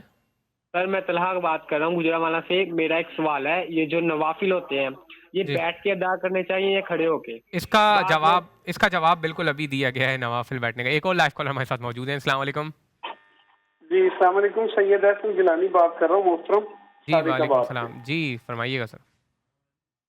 عرض یہ ہے کہ ایک بندہ دنیا سے چلا جاتا ہے، فوت ہو گیا، جی وہ اپنے دنیا میں جو پراپرٹی ہے وہ نام کروا گیا اپنے بیٹوں کے، ٹھیک ہے، اور باقی جو اس کے جو پیسے ہیں یا وہ جو پراپرٹی ہے، شریعت مطہرہ اس کے بارے میں کیا احکام دیتی ہے کہ وہ وراثت تقسیم ہوگی شرعی تقاضوں کے مطابق؟ بیٹوں کو چاہیے کہ وہ بیٹیوں کا حق دیں یا وہ پاکستانی قانون کو فالو کریں گے؟ جزاکم اللہ۔ بہت شکریہ قاری صاحب۔ سوال پہلی بات تو یہ ہے کہ اصل میں اکثر یہ لوگ سوال کرتے ہیں کہ امام کو تنخواہ نہیں لینی چاہیے، مؤذن کو تنخواہ نہیں لینی چاہیے۔ در حقیقت ان کا مقصد یہ ہوتا ہے کہ مسجدیں اجڑ جائیں، ادارے اجڑ جائیں، مدارس۔ ظاہر بات ہے فی سبیل اللہ کون کام کرے گا؟ میرے بھی اپنے بچے ہیں، ہر کسی کی بھی ضروریات ہیں۔ نماز پڑھانے والا جو امام ہے وہ نماز کے پیسے نہیں لیتا، احسنت، وہ وقت کے پیسے لیتا ہے۔ یعنی مجھ پر نماز فرض ہے، لیکن یہ تو فرض نہیں ہے نا کہ میں جی ٹی وی کی مسجد میں ہی آ کے پڑھوں۔ میں جہاں بھی ہوں اپنا کام کرتا ہوں، جہاں وقت ہوا میں نے وہاں نماز۔ اب جب میں اگر باہر جانا چاہتا ہوں، پنجاب جانا چاہتا ہوں کہیں، انتظامیہ کو پہلے درخواست لکھوں گا، چھٹی منظور کراؤں گا۔ میں نے 1 ہفتے کی چھٹی لی، اگر میں 1 ہفتے کی بجائے 15 دن بعد آیا تو مسجد میں کوئی دوسرا امام آیا کھڑا ہوگا۔ یہ کیا ہے؟ یعنی ایک طرف تو اس کے ساتھ سلوک ایسا کیا جا رہا ہے کہ جیسے یہ ملازم ہے، امام نہیں ہے، اور دوسری طرف اس کو بتاتے ہیں۔ بلکہ ہمارے ایک عالم ہیں پنجاب میں، ان سے کسی نے آ کے کہا کہ جی ہمارے پاس اتنی بڑی مسجد ہے، ہمیں امام خطیب ایسا چاہیے بہترین قاری ہو، مصری قاری طرز پر پڑھتا ہو، نیک ہو، صالح ہو، بہت ساری چیزیں، اور ہمارا علاقہ بڑا غریب ہے اور لالچی نہ ہو، یہ نہ ہو۔ تو انہوں نے کہا کہ پھر حضرت جبریل امین ہی ادھر آ سکتے ہیں، باقی تو یہاں جتنے ہیں وہ سارے ضرورت مند ہیں، ان کے بچوں کو دہی بھی چاہیے، دودھ بھی چاہیے، روٹی بھی لیں گے، کپڑا بھی لیں گے، سب کچھ کریں گے۔ یعنی لوگ کروڑوں روپے لگا دیتے۔ اچھا صرف مولوی کے اوپر یہ حجت کیوں ہے؟ جی مسجد بنانا ثواب کا کام نہیں ہے؟ جی مزدور کو کیوں نہیں کہتے کہ تم مسجد بنوا رہا ہے، کیوں مزدوری مانگتا ہے؟ سیمنٹ والے کو کیوں نہیں کہتے تو سیمنٹ دے رہا ہے مسجد میں, اس کے بھی پیسے مانگتا ہے, اللہ کا گھر بن رہا ہے. سریے والے کو کیوں نہیں بولتے؟ جب یہ سارا کچھ بن جاتا ہے, اب امام آ گیا, اب یار تو نماز پڑھا ہے, تو پیسے لے رہا ہے. عمرے پہ لوگ ابھی جائیں گے, عمرے پہ جا رہے ہیں, رمضان میں جا رہے ہیں, بولے پی آئی اے کو کیوں ٹکٹ لیتے؟ ہم تو نیکی کا کام کرنے جا رہے ہیں. بس جو سوال کیا گیا ہے خاص طور پہ اس کا جواب میں اس میں کچھ ایڈ کرنا چاہتا ہوں. دیکھیے جو کوشچن کیا گیا ہے آپ اس کے بعد یہ کر لیجئے گا میراث کا سوال بھی. دیکھیے قرآن مجید میں اللہ کے ہر نبی نے یہی فرمایا ہے, قُلْ لَا أَسْأَلُكُمْ عَلَيْهِ أَجْرًا. یہاں تک کہ حضور علیہ الصلوۃ والسلام نے بھی فرمایا کہ قُلْ لَا أَسْأَلُكُمْ عَلَيْهِ أَجْرًا إِلَّا الْمَوَدَّةَ فِي الْقُرْبَى. اور ایک جگہ فرمایا کہ قُلْ لَا أَسْأَلُكُمْ عَلَيْهِ أَجْرًا وَمَا أَنَا مِنَ الْمُتَكَلِّفِينَ. تو جب اللہ تعالیٰ کا کوئی نبی کسی کو اسلام کی دعوت دیتا ہے, اللہ تعالیٰ کی وحی کا پیغام پہنچاتا ہے, تو یاد رکھ لیجئے کہ دین کی دعوت پر اجرت طلب کرنا یہ شرعاً حرام ہے. یعنی میں آپ کو قرآن سکھاؤں اور اس شرط پہ سکھاؤں کہ تم مجھے اتنے پیسے دو گے, تو ظاہر ہے کہ یہ شرعاً جائز نہیں ہے. لیکن مرور زمانہ کے ساتھ حضرت سیدنا عمر فاروق رضی اللہ تعالیٰ عنہ کے دور میں آپ دیکھیے کہ باقاعدہ طور پر مجاہدین فی سبیل اللہ کی آپ نے تنخواہیں مقرر کی, آپ نے ججز کی تنخواہیں مقرر کی. تو جس طرح مفتی صاحب نے اور قاری صاحب نے فرمایا, میں اسی بات کو میں اس کی تائید کرتے ہوئے میں اس بات کو آگے بڑھاؤں گا کہ انبیاء علیہ السلام جن کا ریفرنس قرآن مجید کے حوالے سے دیا گیا, وہ خالص کار نبوت پر انبیاء علیہ السلام کا دعوت پہنچانا, اللہ کی طرف سے وحی کے پیغام کو آگے پہنچانا. اب جو ہمارے ہاں اجارہ ہو رہا ہے وہ وقت کا اجارہ ہو رہا ہے. یعنی وہ اس بات پر نہیں ہوتا کہ میں فجر, ظہر, عصر, مغرب, عشاء کی نماز پڑھانے کی اتنی براہ راست اجرت لے رہا ہوں. اچھا انبیاء ویسے خود کام کر کے خود کماتے بھی تو تھے؟ یقینی طور پر تمام انبیاء علیہ السلام کسب فرمایا کرتے تھے. حضرت عمر رضی اللہ تعالیٰ عنہ کے دور میں ایک دفعہ کا واقعہ ہے کہ آپ ایک مقام سے گزرے تو آپ نے دیکھا کہ کچھ قراء حضرات بیٹھے ہوئے ہیں اور نہایت ہی نڈھال کیفیت میں پڑے ہوئے ہیں. تو آپ نے پوچھا کہ ان لوگوں کو کیا ہوا؟ تو کہا گیا کہ یہ متوکلون ہیں, توکل کیے بیٹھے ہوئے ہیں. آپ نے فرمایا کہ لا بل متأکلون, یہ لوگ تو اس لیے بیٹھے ہوئے ہیں کہ یہاں کوئی آ کر ان کے منہ میں کچھ کھانے کے لیے کچھ دانے اور کچھ لقمے ڈال دے. تو میں یہ گزارش کروں گا کہ ہمارے ہاں اس وقت ایک ٹرینڈ بن گیا ہے کہ بڑے بڑے خطبہ جب کہیں جلسے میں جاتے ہیں تو 1-1 لاکھ روپے کی فیس رکھتے ہیں, اور جب تک ان کے اکاؤنٹ میں وہ ہزاروں لاکھوں روپے داخل نہ کیے جائیں وہ نہ اسلام کی دعوت دینا چاہتے ہیں, نہ خطاب کرنا چاہتے ہیں. بلکہ ایک صاحب تو ابھی کچھ دن پہلے پاکستان میں آئے ہوئے تھے, جب وہ یہاں دین کی دعوت دینے کے لیے آئے تو ان کا کہنا تو یہ تھا کہ پی آئی اے نے میرے تمام تر یعنی جو ویٹ ہے اس کو 500 kg کو اس میں سے انہوں نے مائنس کیوں نہیں کیا, کہ پورا 1000 کو انہوں نے یعنی مکمل طور پہ جو ہے وہ اس کو آف کیوں نہیں کیا. تو گزارش میں یہ کرنا چاہوں گا کہ دین کی دعوت اور تبلیغ کے اوپر بطور شرط پیسوں کو عائد کرنا نہیں چاہیے. کل قیامت کے دن یہ عمل حجت بن جائے گا. اور یہ جو بڑے بڑے نعت خواں اور خطبہ اس وقت شرط کے طور پر کہتے ہیں کہ اتنے لاکھ روپے اکاؤنٹ میں ڈالو تو پھر ہم جو ہے وہ نماز کے لیے آئیں گے یا تمہارے یہاں خطاب کریں گے. جہاں تک تعلق ہے نماز کا, نماز ایک ضروریات دین میں سے ہے. ضروریات دین پر ایسا اجارہ کرنا جو وقت کا اجارہ ہو یہ شرعاً جائز ہے, اور یہ جو باقی جو کچھ ہو رہا ہے اس کی شریعت میں کوئی اجازت نہیں. علامہ صاحب آپ کی طرف آ رہا ہوں, ایک کال لے رہا ہوں اور آپ کی طرف آ رہا ہوں. السلام علیکم. وعلیکم السلام ورحمۃ اللہ وبرکاتہ. جی کون صاحب؟ میرا سوال یہ ہے, میں دبئی سے بات کر رہا ہوں, سہیل. جی میرا گزارش یہ ہے وطر کیسے پڑھنے چاہیے. تمام علماء کرام سے سوال ہے, خاص طور پر قاری خلیل الرحمان صاحب سے. وطر کا طریقہ کیا ہے؟ دبئی, سعودی اور پاکستان میں ڈیفرنٹ ہے. اور دوسرا غسل کے لیے بخاری شریف میں ایک اور حدیث ہے اور مسلم شریف میں اور غسل کا بھی کائنڈلی بتا دیجئے کہ کہاں فرض ہو جاتا ہے. بہت شکریہ, بہت شکریہ. علامہ صاحب آپ کچھ کہہ رہے تھے. جی میں آپ کی خدمت میں عرض کر رہا تھا کہ یہ جو فریضہ نمازوں پر اجرت لینا, اس کے کچھ فقہی پہلو ہیں, کچھ معاشرتی پہلو ہیں, ان کو یعنی اچھی طرح غور کرنے کی ضرورت ہے. اور پھر کبھی ہم کسی اسلامی حکومت میں ہیں کہ جہاں پر ریاست خود اسلامی قوانین کو پورے معاشرے پہ نافذ کر رہا ہے اور ہر ایک کے لیے حقوق اور فرائض کا پورا ایک سسٹم بنا دیا ہے. کبھی ایسا نہیں ہے. اگر اسلامی ریاست موجود ہو تو وہاں ریاست کی ذمہ داری ہے مسجدوں کو آباد کرنا اور امام جمعہ کا تعین کرنا اور یہ سارے کام. خوب ظاہر اس زمانے میں تو خود ریاست ہی ان کے لیے ہر کسی کا جو حق ہے وہ عطا کرتی ہے. بالکل.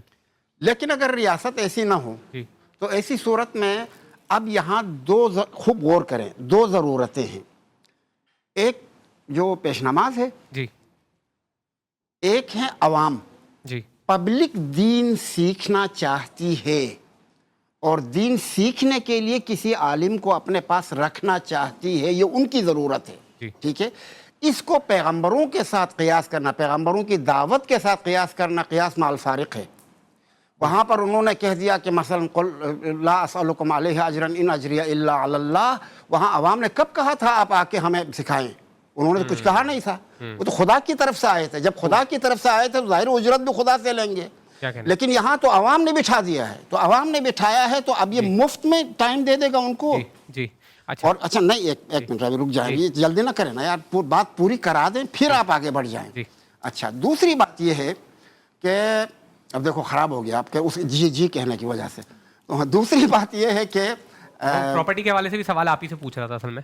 प्रॉपर्टी का सवाल तो हो चुका है, उसका जवाब मैंने दिया था, उसका जवाब मैंने दिया नहीं कि वो पब्लिक ने उसे बुलाया है, पब्लिक ने उसे बुलाया है तो पब्लिक के अब उसको मैंने पे करेगी। लेकिन ये सारे उलमा ने बता दिया, वो बात मुत्तफक वाले ही है, फरीज़ा की अदायगी पर वो पैसा नहीं लेता है, बल्कि वक्त की पाबंदी पर पैसा लेता है। अब वो जो पाबंद हुआ है यहाँ पर रहने के लिए, ज़ाहिर वो इसका वक्त कोई मुफ्त में, तो उसका वो पैसा लेता है, और ये कोई हरज नहीं है, कहीं पर भी किसी फ़िक़्ह में भी हरज नहीं है। खूब।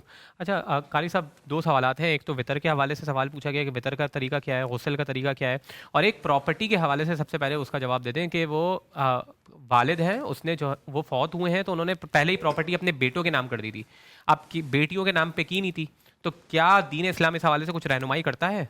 जी बिल्कुल। फमन खाफ़ मिन मूसन जानफन और इसमन फ़अस्लह बैनहुम फ़ला इस्मा अलैह।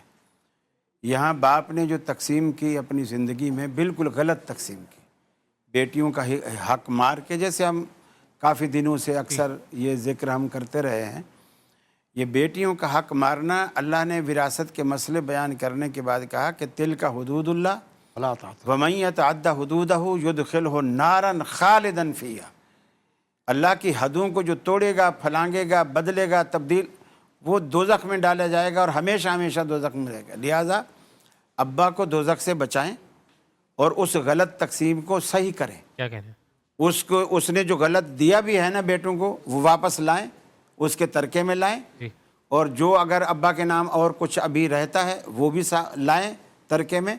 फिर शरीयत के उसूलों के मुताबिक भाई को डबल और बहन को सिंगल, इस तरह उसको तकसीम हो, और अगर उसकी बेवा भी है कोई, उसको भी 8वां हिस्सा मिलेगा। इस तरह बाकी जो है सारा औलाद में इस तरह तकसीम होगा कि हर लड़का जो है वो अपनी बहन से डबल हिस्सा लेगा। जी नाजरीन, आज इस बाबरकत महफिल में हम हज़रत आयशा सिद्दीक़ा रज़ियल्लाहु ताला अन्हा का तज़किरा कर रहे थे, आपकी सीरत, आपके मनाक़िब, आपके फ़ज़ाइल ज़िक्र कर रहे थे, और इनकी शख्सियत से ख़ास तौर पे इस हवाले से मैं ये गुजारिश करना चाहता हूँ, एक रिक्वेस्ट करना चाहता हूँ कि देखें, हज़रत आयशा सिद्दीक़ा रज़ियल्लाहु ताला अन्हा की ज़िंदगी से हमें दो चीज़ें तो ख़ास तौर पे बहुत ही अहम मिलती हैं। वो एक ये कि ख़वातीन की तालीम, देखें ख़वातीन की तालीम, अगर ख़वातीन को इल्म हासिल होगा, और माशरे की तरक्की के लिए भी बहुत ज़्यादा इंपॉर्टेंट है कि ख़वातीन को तालीम हासिल हो। और आप देखें कि हज़रत आयशा सिद्दीक़ा रज़ियल्लाहु ताला अन्हा को, क्योंकि उन्हें इन उलूम का इल्म हासिल था, उन्होंने तो आगे भी बढ़ाया। और इसके साथ साथ एक और बात यह है कि ख़वातीन में आमतौर पर शरीयत की आगाही इतनी ज़्यादा नहीं देखी जाती। तो आप ये भी देखें कि हम आमतौर पर जज्बातियत से रिएक्ट करते हैं, रिस्पॉन्ड करते हैं, मगर अगर शरीयत की आगाही भी ख़वातीन को होगी तो वो शरीयत के रूल्स अपनी ज़िंदगी में अप्लाई करेंगे। और साथ साथ ग़ज़वा बदर के हवाले से भी उलमाए दीन ने तज़किरा किया, उसका ज़िक्र किया, और कितनी ज़्यादा अहमियत है, ख़ास तौर पे आज के हालात में। अगर हम देखें कि फ़लस्तीन में जो जुल्म सितम ढाया जा रहा है, इससे वो सिर्फ चंद घंटों में 400 से 500 बच्चों, बुज़ुर्गों और औरतों का कत्ल कर दिया गया है। ऐसे में हमें जंग बदर से बहुत सारे सबक मिलते हैं। हमें चाहिए कि अपनी ज़िंदगी में ख़ास तौर पे फ़लस्तीनियों की मदद हम सब के ऊपर करना, हम सब के ऊपर हमारा ये दीनी फरीज़ा है। नाजरीन, आपके सामने इफ्तारी की ट्रांसमिशन में फिर हाजिर होंगे नए मौजू के साथ। तब तक के लिए अपने मेज़बान वली शेख को दीजिए इजाज़त।